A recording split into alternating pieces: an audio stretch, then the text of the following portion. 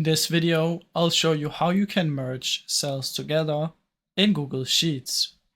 Now, first up is you want to open up your Sheets, and from in here you want to find the cells that you want to merge together. In this case, I'm going to merge all of these into one.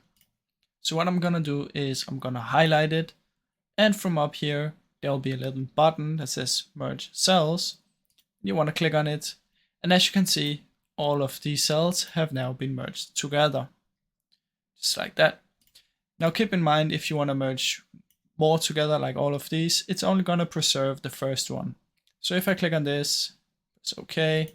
As you can see, it's only going to take the first one I chose. Control C to go back.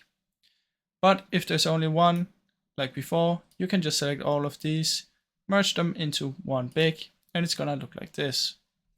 Now I really hope you enjoyed this video, and if you did, please leave a like and subscribe, as it helps me out a ton. Thank you so much for watching.